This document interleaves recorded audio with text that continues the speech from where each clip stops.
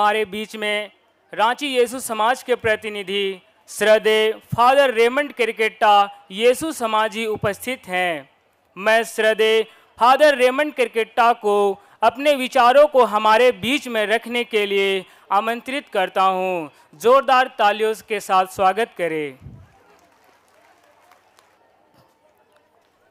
अति मान्यवर महाधर्माध्यक्ष फेलिक्स टोप्पो यीशु समाजी, सहायक धर्माध्यक्ष थियोडोर मस्करिनस एसएफएक्स, श्रद्धेय पुरोहितगण, धर्मबंधु गण, धर्म बहने, गण्यमान्य विशिष्ट अतिथिगण, प्यारे माता पिताओं, भाइयों एवं बहनों, मैं फादर रेमंड क्रिकेटा यीशु समाजी, श्रद्धेय फादर अजीत कुमार खेस यीशु समाजी, प्रोविंशियल सुपीरियर, जो इस समय अपने आवश्यक मीटिंग के लिए रांची से बाहर हैं,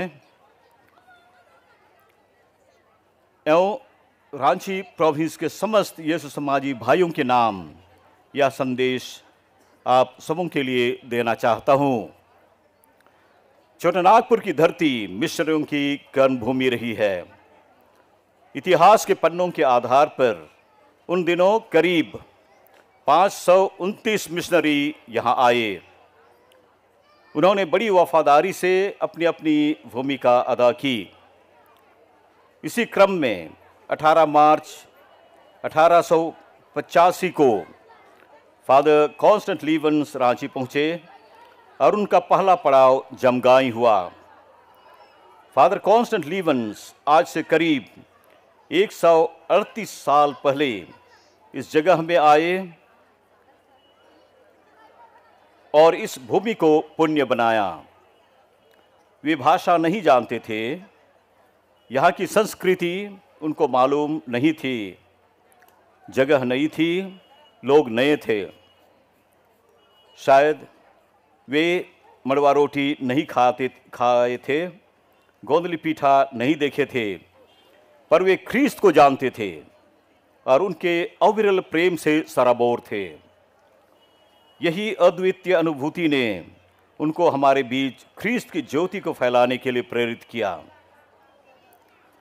18 मार्च 1885 को दुरंदा अर्थात डोरंडा पहुंचने के दूसरे दिन 19 मार्च ठीक आज की तिथि में 1885 से ही फादर कॉन्स्टेंट लीवंस ने जमगाई में अपने प्रेरिताएं आरंभ की।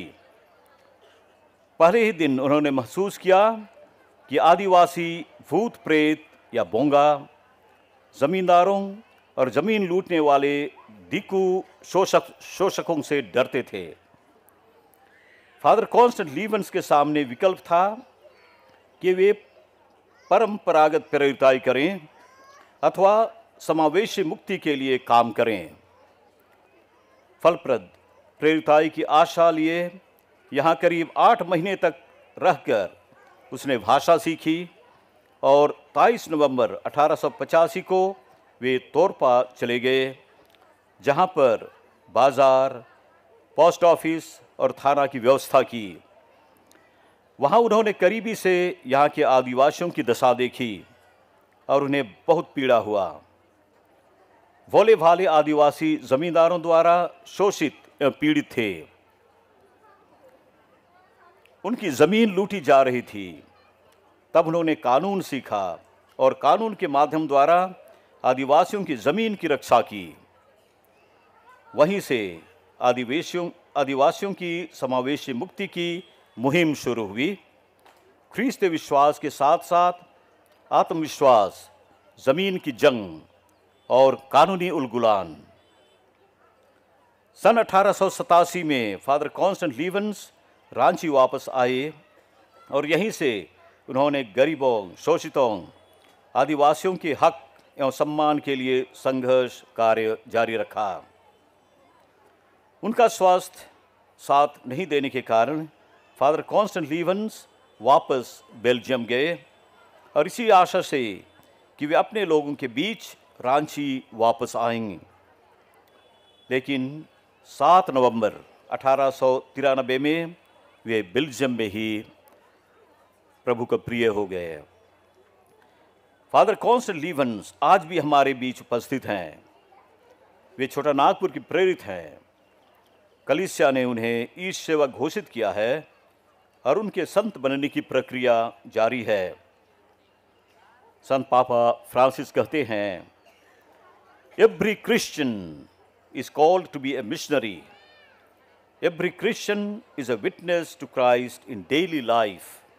अर्थात हर एक ख्रीस्ती मिशनरी बनने के लिए, सेवकाई के लिए बुलाया गया है।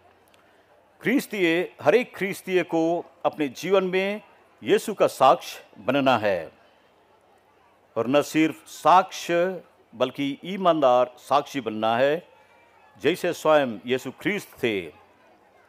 इसका विवरण हम संत योहन के सुसमाचार अध्याय 20 पद संख्या 21 में पाते हैं। वे पिता के ईमानदार साक्षी बने रहे। कृष्ण प्यारे माता पिताओं, भाइयों और बहनों, चलिए जरा कल्पना कीजिए, अगर फादर लीवन्स, कॉन्स्टेंट लीवन्स हमारे बीच नहीं आए हुए होते तो आज हम क्या होते, कहाँ रहते। उनका आदर्श वाक्य था, हमारी ज्योति जलती रहे। उसने हमारे बीच शिक्षा की ज्योति जलाई ताकि अज्ञानता दूर हो, विश्वास की ज्योति जलाई ताकि अंधविश्वास दूर हो, न्याय की ज्योति जलाई ताकि अन्याय दूर हो। जो आज हम हैं उनकी देन है, हम इसे भूल नहीं सकते। आज हमारी अलग पहचान है, हमारा अपना अस्तित्व है, हमारी संस्कृति है। हम अपनी अधिकार और कर्तव्यों के प्रति जागरूक हैं। संक्षेप में, आज हम एक सम्मानित जीवन जी पा रहे हैं। दिनांक 25 अक्टूबर 2021 को मिशन रविवार के दिन संत पापा फ्रांसिस ने विश्वासियों से सभी मिशनरियों के लिए ईश्वर को धन्यवाद देने का आग्रह किया है। हम भी फादर लीवन्स के लिए ईश्वर को धन्यवाद दें।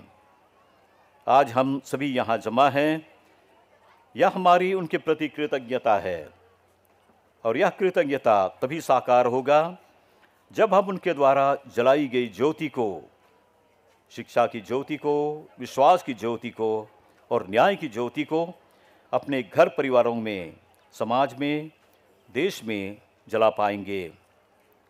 इस सेवक फादर लीवन्स के संत बनने की प्रक्रिया चल रही है। हमें इस मतलब के लिए और अधिक प्रार्थना करनी है। न केवल प्रार्थना करनी है, लेकिन हमारे जीवन में उनकी बातों एवं अपने कार्यों में हमें यीशु ख्रीस्त का साक्ष्य देना है। पवित्र बाइबल के प्रेरित चरित्र में अध्याय 1 पद संख्या 8 का कथन, तुम मेरे साक्षी बनो, you shall be my witness, इसके लिए हम सबको आह्वान करता है।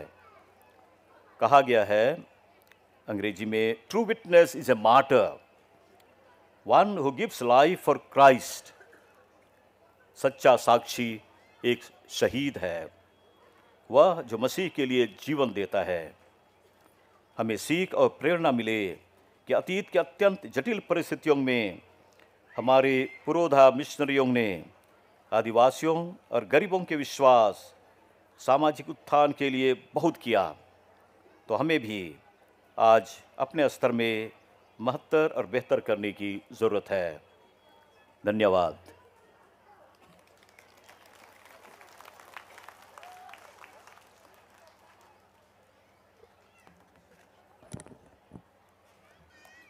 श्रद्धेय फादर रेमंड किरकेट्टा यीशु समाजी को प्रेरणा भरे संदेश के लिए तहे दिल से धन्यवाद करता हूँ।